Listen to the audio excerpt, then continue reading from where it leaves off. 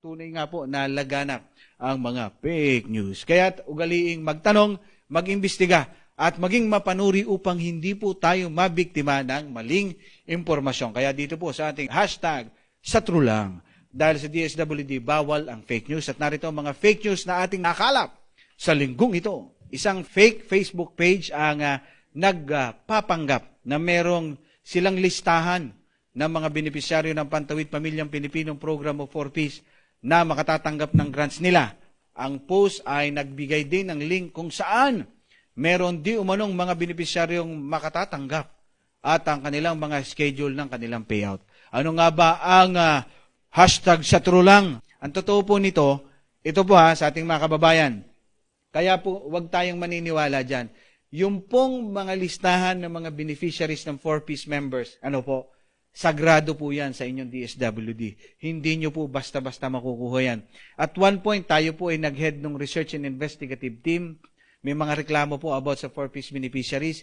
Kami po ay investigative team na ng DSWD. Bago po namin ma-access ang pangalan ng mga beneficiaries, nagpapaalam pa kami sa secretary, nagpapaalam pa kami sa NPMO. Hindi po basta-basta yan sineshare. Hindi po yan for public consumption. Kung may aamin man po na sila ay 4Ps beneficiaries, well, nasa kanila po yun. Pero hindi po yan pinagkakalat ng inyo pong DSWD. Bawal po yan. Data privacy po yan. Makakukulong po kami. Kaya kung may makikita po kayong ganito, ito po ay fake news.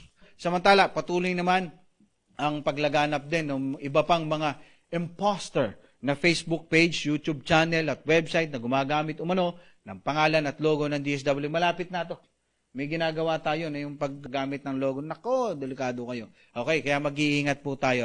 At kayo po mga kababayan natin upang hindi kayo maloko o mabiktima ng fake news. Narito po ang ilan sa mga nakita nating fake accounts, fake, na nagpapanggap po na DSWD. Fake po ito, makikita po ninyo yung mga fake accounts. Nandyan po. Nandito ho sa side ko na to. Ayan, yung mga yan. Mga fake yan. Huwag kayong maniniwala, huwag kayo agad makikipag-interact sa mga yan, At syempre, dito po kasi, hashtag sa true lang tayo, Kaya muli natin paalala, upang hindi po mabiktima ng ganito mga klase ng mga baling impormasyon at fake news, ay subaybayan lamang po yung mga programa at proyekto ng inyong DSWD dito po sa aming official website. Facebook, at Twitter accounts na at DSWD Serves, at Instagram account na at DSWD Philippines.